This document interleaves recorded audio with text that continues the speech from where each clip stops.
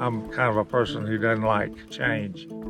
Everything we're seeing here is 06 Ranch. You gotta love it or you wouldn't do it, because it's insane. If they do another Yellowstone series, are you gonna be the next John Dutton? I act like it. This time we had to sell everything. Chris has got a cow challenge for me.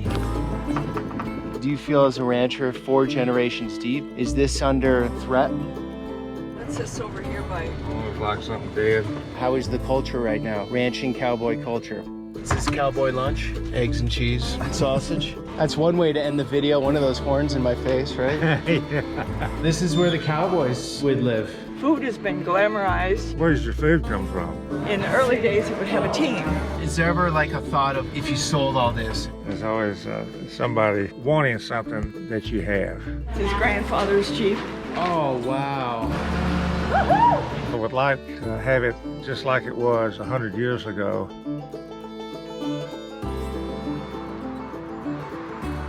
Good morning, guys. Here in West Texas, and today we have a very interesting story we're getting into. We're going out to the 06 Ranch. Now, this is a ranch that's been around since the 1800s in the same family. And from what I've been told, they do things in more traditional ways. So let's get out to the ranch and see what this type of lifestyle is like in this modern world.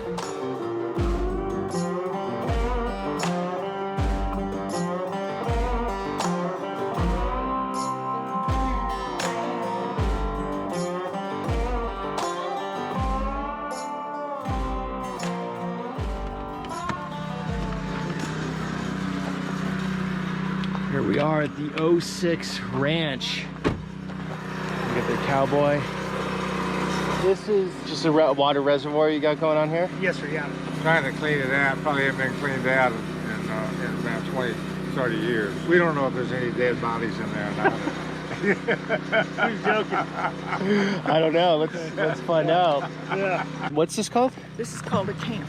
Usually part of the crew lives in the house, takes care of the animals. Down over there is the scale pens, and they're scales from the Old West Railroad.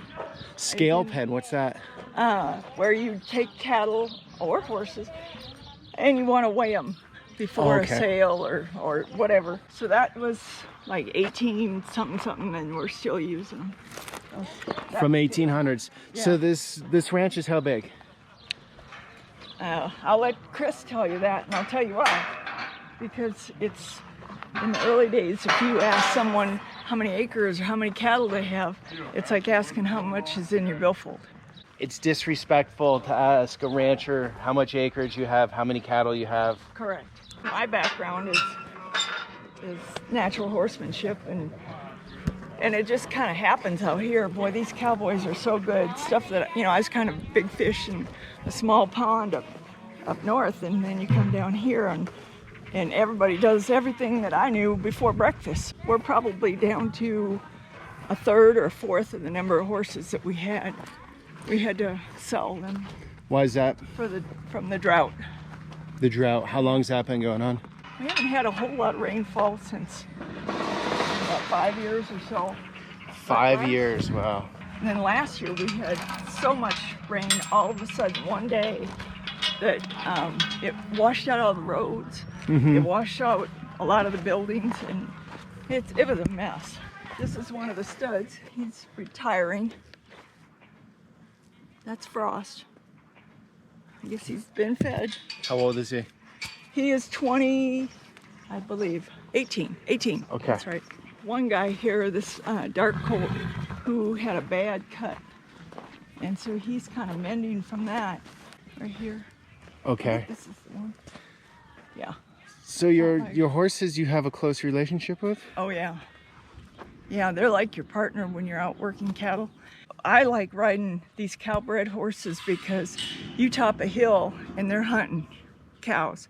They're very keen, you know, they're a predatory animal, and any movement in the brush or sounds, rocks going, they'll alert you to it. Okay. So, and oftentimes when you ride here in the rocks, you have to be in partnership with them because you can't put that much horse on each rock. I mean, they have to help you, and place their feet in places that keeps you safe and still where you want to go. So there's a lot of danger in this work when you're on the horses. Oh yeah. So what keeps you going? You've done this for a while? Yeah, I was born born and raised on a dairy farm, and then I married a beef farmer up north, and then I came down here, and now I'm a rancher. So there is differences, but now out here, these are some of the horses. We call them using horses. Yeah, just take. Hi, buddy. Here's a big one. Musing horses. A using horse, like we're gonna use using him horse. Okay. today to go over the mountain or something, or tomorrow. He means he's broke to ride and good to go. A using horse. That's the branding on the horse over there? Yes. Can you tell us about that? The 06 is the name of the ranch, and it's the pay grade of a captain, officer 6. So it's officer 1, officer 2. One of his grades was in the Texas Navy. Okay. And so, in kind of a nod to him, they call the ranch the 06. The 06. And then the 5 on the shoulder is the year 8. Okay. I read also somewhere that it helps with thievery. Like if someone steals your horses or cattle, this is how they would go to auction and know that it's not theirs, right? Exactly. There's more going on in densely populated areas. Okay. Where they feed their cattle and where they, cattle will come to a horn, a honk, and out here, they're just going to run off mainly. There's too much country out here to steal too many cattle, but if they want them bad enough. They kiss you too. Yeah. We do lock our gates, so. This is a big question, but how is the culture right now? Ranching cowboy culture. What's your assessment of it these days? If you want to see some tough folks, I'd say this is a good time to hit them up, because it's the ones that are still in it are tough. Yeah. Yeah, people Can't try swear. to hold on to what they had, the original livestock they've had for years The blood and lines. years. And, So it's harder to do these days? Is that what you mean by being tough folks? Yeah, we just couldn't come up with hay enough to keep them. We wanted to keep a small group and build back. Yep. And in 2011, we were hit with a big wildfire of 20,000 acres and 20 miles of fence, and we had to sell off 2/3 that year of cattle because of after that fire, there was 100 days of over 100-degree temps, so it just scorched.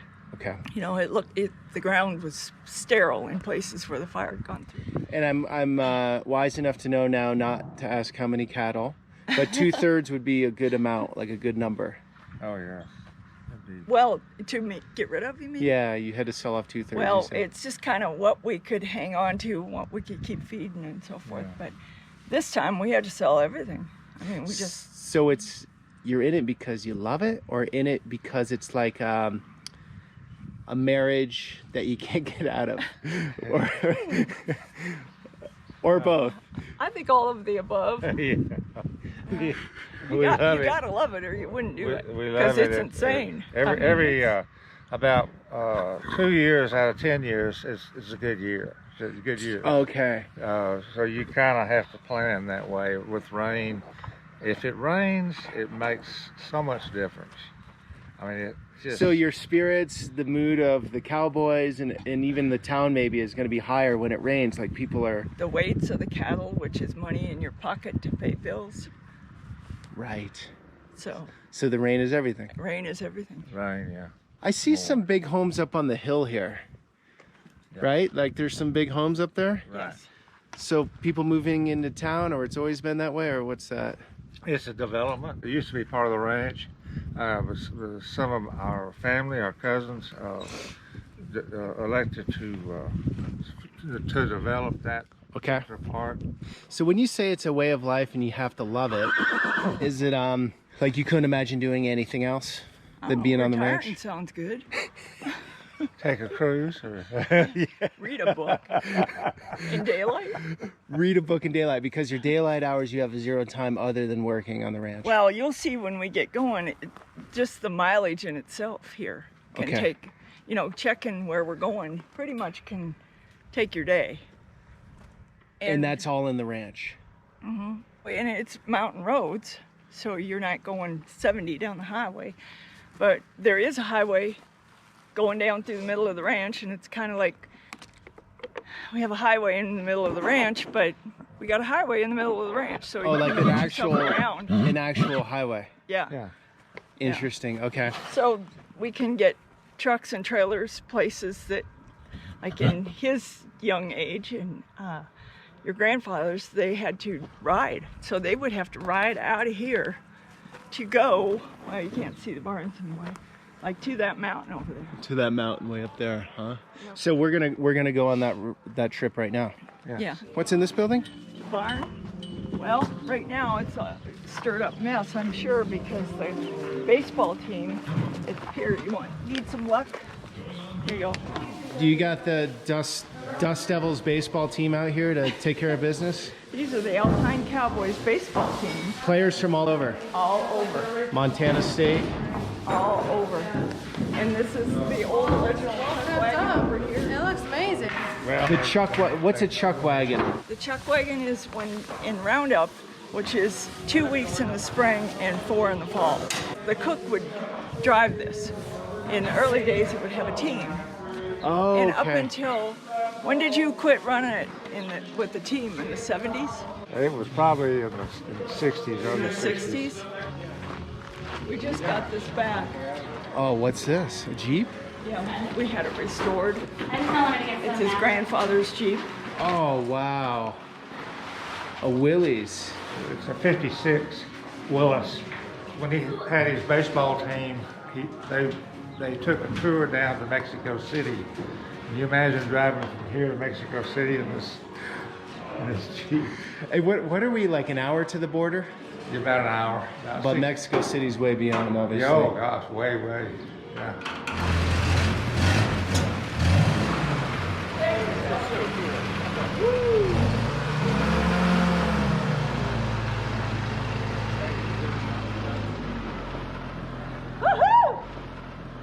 The 06 brand on all your vehicles. So that, I just thought of it for the first time.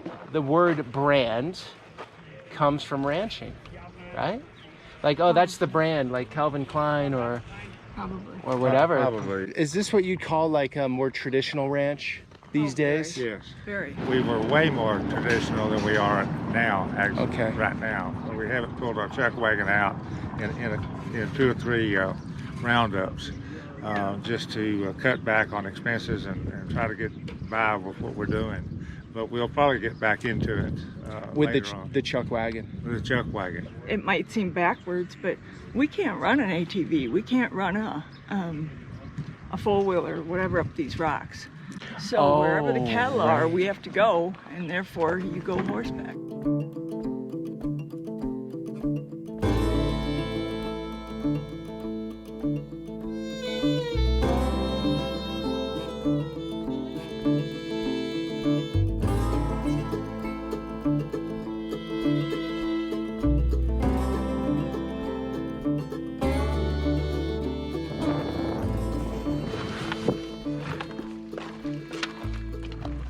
So Don, you were saying as we were driving in, the left side of the road all the way to those mountains, and then the right side all the way is your ranch where your cattle are. From there to Fort Davis, the other side of Fort Davis.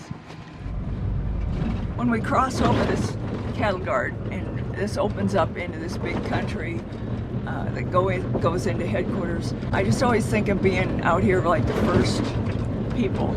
You know, if Right. you came along in a buckboard, down here and there's a spring and there's nice trees and stuff. I just think, boy, this would be it. You know, if you were coming from out east. Or we had a car commercial. The director was here and he says, "Oh, open it up, wide shot. Think Costner." This is the headquarters. The gate was built in 1921, but the ranch was acquired in 1912. They first settled here, and then they sold to the Coconut family, and went from there. And this is where my great grandfather and my grandfather lived and grew up, here at this place. great-grandparents, like 1883, ranched around Alpine, and came out here Well, and expanded ranched. out here. Went to Lubbock, where Texas Tech is. That was the horse pasture up there, and then sold that and came and bought this Pruitt Ranch back in 1912, and have ever since then gone on. from that. So does it mean a lot to you? Oh yeah, we're proud to be here. We're proud to be part of the legend. We try to keep it going. I would like to have it just like it was 100 years ago. I'm kind of a person who doesn't like change, and so I like it better that way. Do you feel as a rancher 4 generations deep, this is what you know, this is your life? Is this under threat a little bit, this way of life? Or is it like you're saying you like no change and things are just easy peasy, nothing's really changed? Or what are your thoughts on that? There's always somebody wanting something that you have. We've got to keep an eye on the federal government. We've got to keep an eye on the Nature Conservancy, and anything that would cause a disruption to what you're normally doing. We have an organization called the Davis Mountain Trans-Pecos Heritage Association. We work on private lands. Texas has a lot of private property, and a lot of the states to the west are federal. And with BLM and all that sort of thing, we're trying to stay away from that. That organization was created because they wanted to make a national park out of all these Davis Mountains at one time, and so we got that feasibility study shut down. So these are the Davis Mountains out here? Yes, all this in here is the Davis Mountains. Yes. Okay. Would one of the threats be maybe developers these days, or that would be up to you 100% if you wanted to If go I down want that to road? develop, we can develop. We can do whatever. It's just a taking, 30-30 or The 30-30 land grab. What is that? Check it out. What's the 30-30? Well, by 2030, this administration wants 30% of land and 30% of water on this country. And it's already going through Vermont and New York, I think. This can get very busy. This is a big place, and we're down on crew right now. We didn't have the cattle, we didn't have the work Because of the drought. because of the drought, and we just had to cut. Just cut expenses, and personnel is expensive. We're in the process of running some stocker cattle, they call it, yearlings.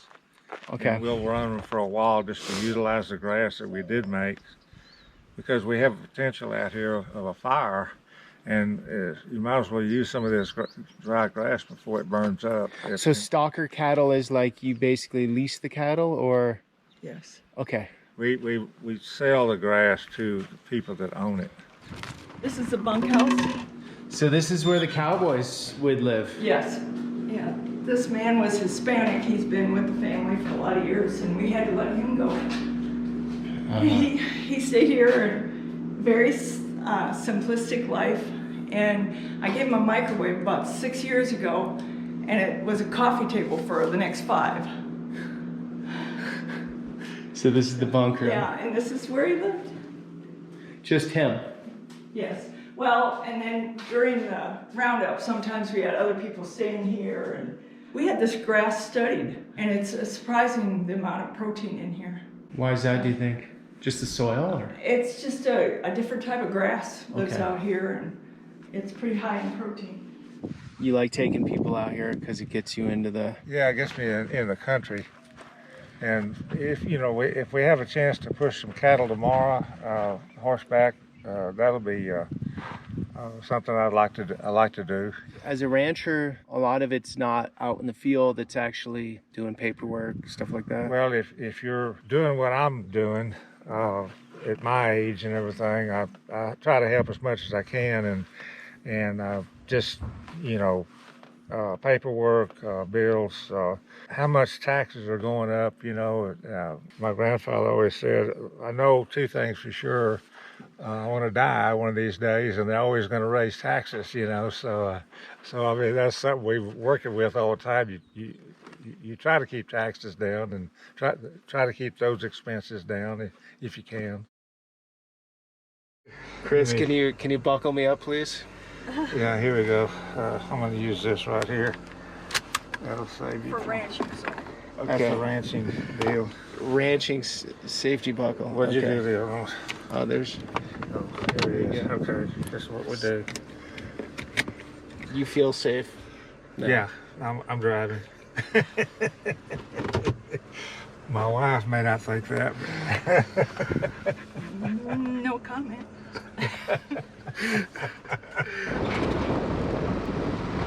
You're talking about vets that fought overseas. They come Yeah. out here. Of all branches, Yep. and they're interested in horsemanship. They rode our horses, and it was a good experience. But those guys are, when they're here, they're so pumped up, you know. And then you're friends with them on Facebook, and those down days are pretty down, and you know, PTSD and injuries and what they go through and their family, and you know, you just have to pray for them. Just How do you manage? one foot in front of the other. Okay. It's kind of how I operate. Because, you know, life goes on. And Your son Jake, Jake was in Afghanistan. Lost his life.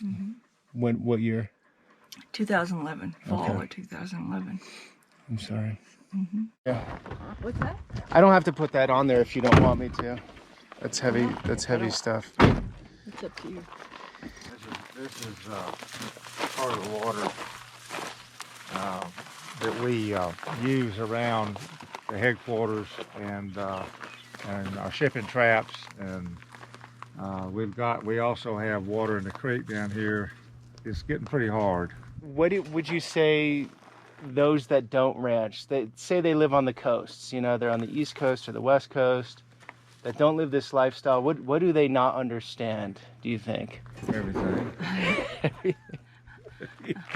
I don't know. What if they live in a fairy story, or a fairyland, or make believe, or something like that? But you have to have agriculture to live. And Okay, so you're saying for the people that think ranching is a negative thing or something, yeah, that's your response. You need agriculture to live. yeah. You have to. I mean, you've got to eat. Where does your food come from?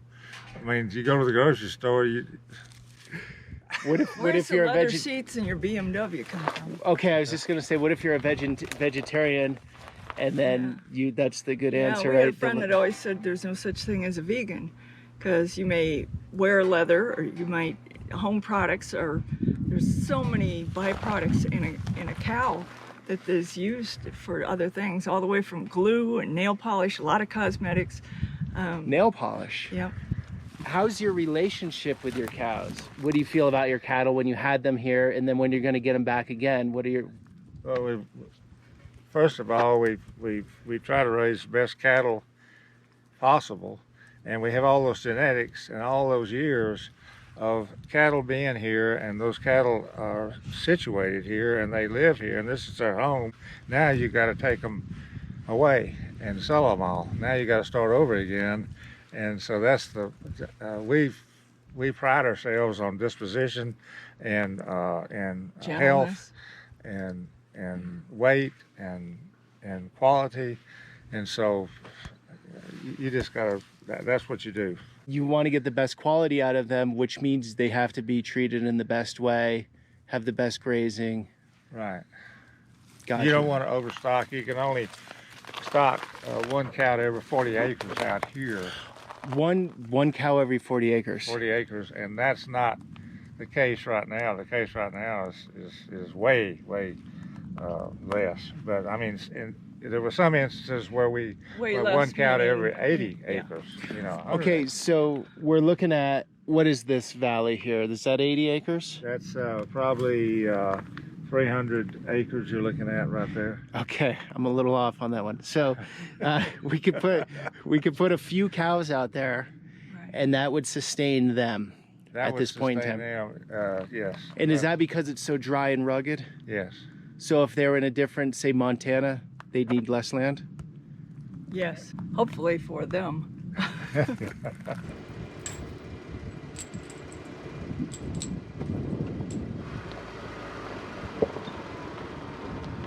So what's going on here? This cow's caught up?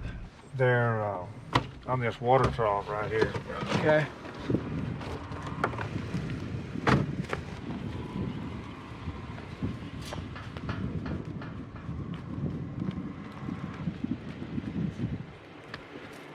You're just trying to get them over there, right? Yeah.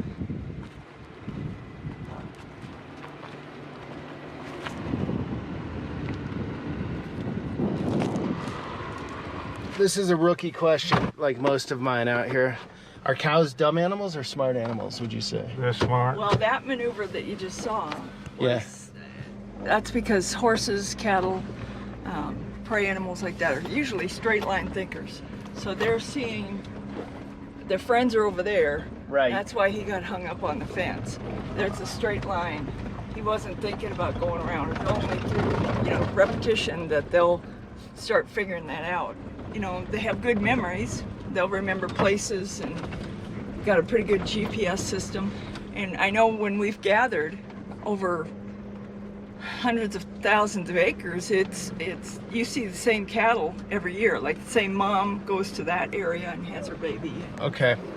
So these guys, kind of, they're still acclimating and really haven't found their country yet. Okay, so it takes some time to get used to a new land? Is that what you're saying? Yes. They came from Mexico, but they're pretty hardy. I mean, they're pretty tough. So they'll go back to Mexico. No, they won't. They won't ever go back to Mexico. Down in Mexico now, it's dry just like it is, and they're sending cattle up here because they're having problems down there. So once it rains down there, they're going to stop sending cattle. Oh, So okay. we're taking advantage of that. So that's interesting. The cattle work between the borders. Yes. It doesn't look like they have grass here, but they're going to travel off. They're going to get their bellies full of water, and then they'll kind of take a nap, and then they'll kind of graze off. All this gold that you see here, that's grass. They're utilizing that grass. Okay, yeah, these hills And this here. breed of cattle are climbers. So that's kind of why we're out here. We're checking all this all the time to see where they're at, where they're kind of migrating to. If there's too many, which there are, so we'll have to move some of these tomorrow. And how long do they stay here before they go to the slaughterhouse, right? No, they'll go to another place that they'll go on to wheat fields, probably in like the Panhandle, Kansas type thing. Then they'll go to a feedlot where they're finished. Okay, so what's the time frame from when they're a calf till when they're, say, meat in the supermarket or leather on your shoes? There. Probably a year and a half, 2 years to finish them out. You know, Okay. corn fed or whatever you're trying to do. And basically all steps of the way, how well they're raised means how good the meat's going to be, how nice the leather's going to be. Yeah, Is that the story? If you have gentle cattle, if they have a good disposition and they don't get, you know, harassed very much, then the meat is going to be a lot better. If they're a little wild and they you know, they're banged around a little bit, you get bruising in your meat cuts, and you get what they call red cutters. How do they rate that? Is there a rating system for Yeah, that? they grade them prime, choice. You know, you see that in the grocery store. USDA Prime is the best, right? Right. What's the price of a cow typically? I'm sure it varies, but $1,000 right now. The cattle market is pretty good. If it ever does rain, it'll really be good. that's molasses? That's their nutrients. Yes, that's their Their stuff. vitamins are in some molasses, so they'll lick that and So get it's- their nutrients. They'll get protein, extra protein. Antelope? Yes, that's antelope. Whistle, see if he'll turn around. Whistle, see if he'll turn around. Bad hearing. He'll fit right in. I don't know where his buddies are. They're usually with some other antelope. Chris has got a cow challenge for me. He said I got to get up the ladder there, right? Is that right? Right, he's gonna go up the ladder. These things get aggressive or not really? We'll see. That's it. We'll see. I want to keep them prime, guys. USDA Prime. I think your hand, I don't know. All right, guys. Here we go. we go.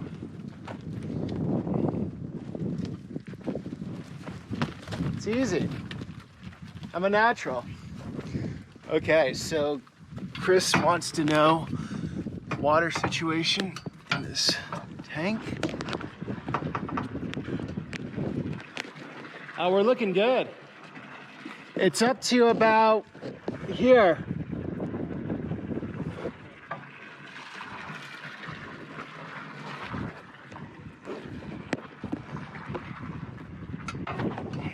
While you're there, put your hand up above and then bring it down, and you can tell the water level without looking into the tank. Because it's cooling. Right here. Yeah, this is hot and then it's cold. Okay, so if it was covered, then you could test it that way. Okay. Is that what it is, Chris? Work smarter, not harder? Yeah, well, I mean, you know, if you're in a hurry or something, you know, You just feel it. I mean, of course, if you're halfway up the ladder, you might as well look inside. Don, you were asking how many miles of ranch road you guys have here? You're asking Chris? Yeah, it's probably a little over 1,000 miles of roads. 1,000, so 1/3 across the United States almost. Seems like it when you're going around and doing mountains and things like that. What are you looking for with the I binoculars? see there's a steer over there. You see a steer? See him up there? Oh yeah, just on his own. Yeah. So what happens when there's one on their own? Well, he's either not feeling good and he's a little sick, or he's just, maybe there's a few more with him that we can't see. Usually they don't go by themselves. So what do you got to do? Bring him back? Well, yeah, tomorrow if he's still there, we may try to get him with a bunch. Tell me to stop where you want me to, but is there ever like a thought of if you sold all this? I mean, developers would just be licking their chops with this thought of having all this land, right? Right. And, you know, we've been approached many times about, would you sell this, would you sell that, would you like to do this, would you like to put windmills, would you like to put solar, would you like to do, you know, I mean, there's all kind of things that come to us every day, all the time, every day. And the antelope.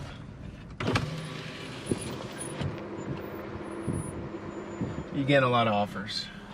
yeah, there's a lot of ideas. Everybody's got a better idea than you do. You ought to run this and you ought to do that, and you know, we get a lot of help.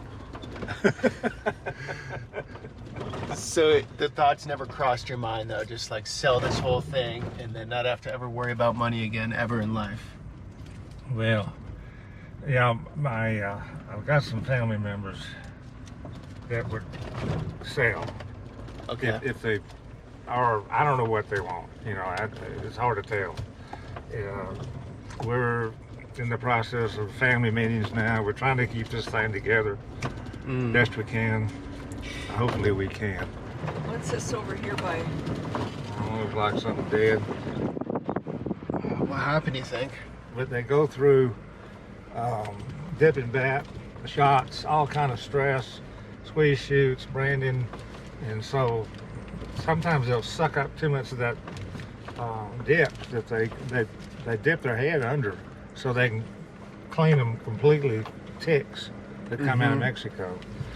And it's a good thing, but then it makes them sick too sometimes, and they just don't make it. Yeah, what are oryx? Good question. Good question. Yeah, we just put them out there. It's a game animal. It's an African. They're supposed to be something that people go to Africa to hunt. There's supposed to be a feast of the kings from back in Egyptian times. They were highly sought after. I guess the meat's really good. What are you doing with them out here? We'll have them. We'll hunt them eventually with for the horns. Okay. The horns. And the meat. And the meat. It's both of them. It's like an elk. So you got a hunting program on the ranch too? Right. One of the things that keeps us going.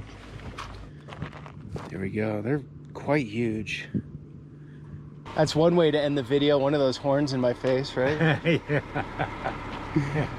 We have, hunting, cattle, horses, some advertised stuff, you know, film stuff.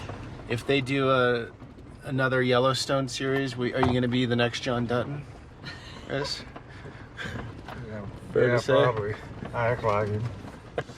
You're nicer. You're a much better guy.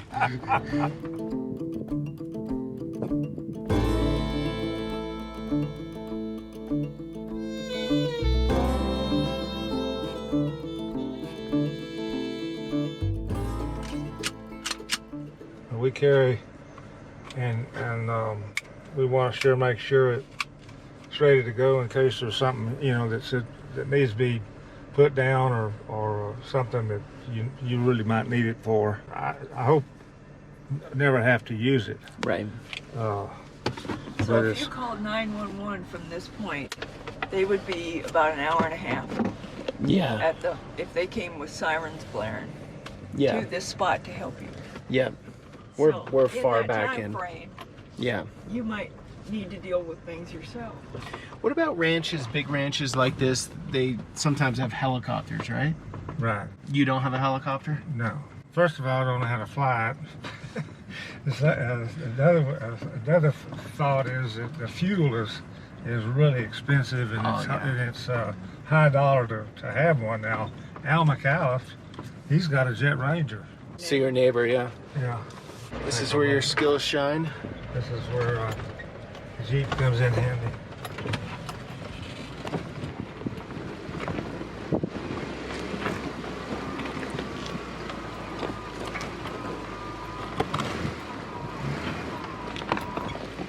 Oh, One yeah. of these kind of.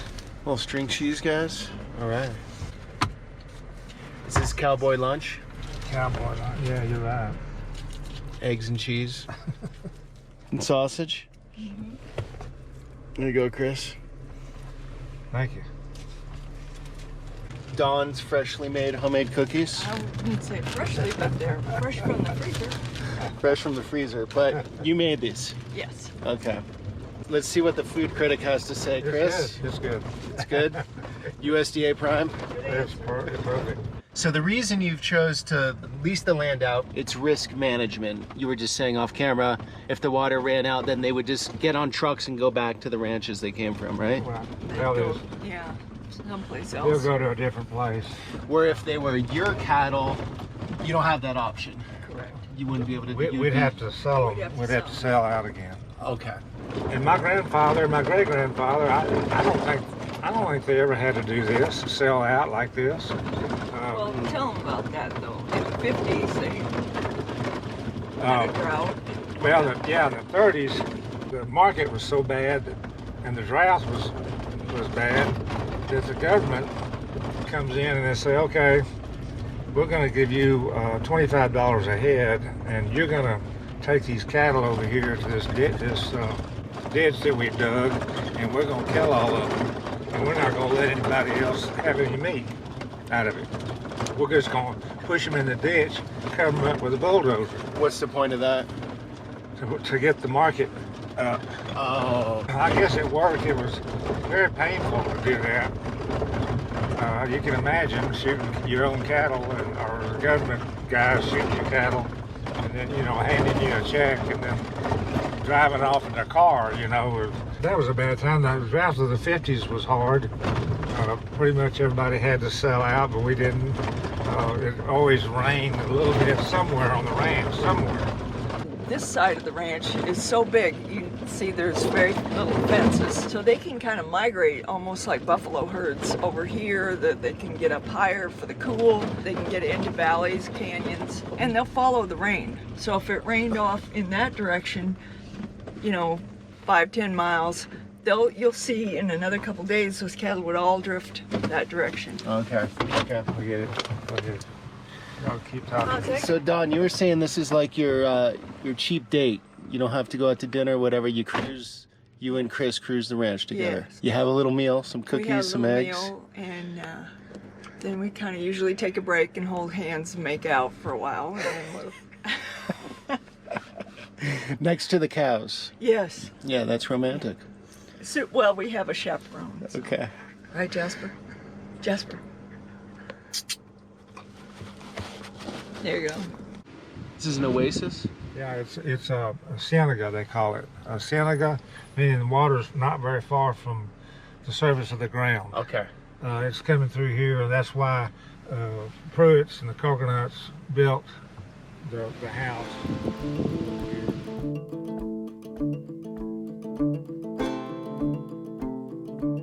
And when you put the chain back on, you don't have to snap it. Well, you'll snap it, but you'll just put it over the post. Oh. Pro tip. All right, got it. You got it?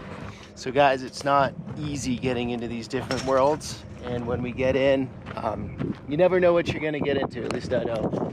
And it's great when you meet awesome people, really quality people that are able to show us around. So he scored. We got lucky with this one. Am I hard, Chris? Yeah. Yeah, you did it right that time.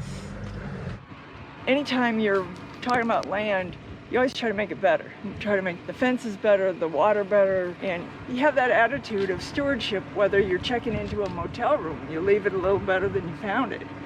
You know, this idea that you have to trash every hotel room. My name's not on the paper, but I realize that God put me here for a reason, to help him steward this land. And you were saying also, most people are 3 generations from farming? Yeah. I have to give credit to Dr. Jim Hurd from Texas A&M. He did a thing on equine horses years ago, and he was given all this information, and all of a sudden he flipped that statement, and I couldn't hear anything else for a while, because I just kept, what? He said at the time, this is probably 10 years ago, that the average person walking the street today is 3 generations away from the farm or ranch. So they have less invested, they're not emotionally attached, it's unfamiliar with them. Food has been glamorized, you know, you go to Walmart, you get pretty bags and, you know, all that type of thing. You hunt and gather, you know. Yeah. For your families, you haven't stepped away from that life yet, not even 1 generation away. Not yet, Yeah. I guess. Trying not to. Well, tomorrow we're getting up there with the horses, moving cattle. Moving cattle. And I know that's why I'm here, because you wanted expertise. Yes. You wanted We'll bring advice. We'll bring old Widowmaker tomorrow for Widowmaker. him to ride. Do you have training wheels for me? Like some floaty things for my arms, just in case? That's a good idea. Day 2 on the ranch. You bonded yet? The horse is breaking me. Best job I ever had. Best job I ever will have. City girl falls in love with the cowboy. Yeah. The 06 brand. This is, you said, the more gangster version. Yeah, it suits you. I don't know if that's a compliment. I'm your newest employee. We'll pay you what you're worth. 6 cents an hour. There you go. So you can spend thousands if you Oh, want. thousands. Do you know what a cutter is? No. And you are ranked what in the world? There's a lot of humping going on here. Life happens. It's not what you are, it's who you are. Cowboys here, they're such gentlemen that I let my hair go gray and I haven't opened the door in 10 years.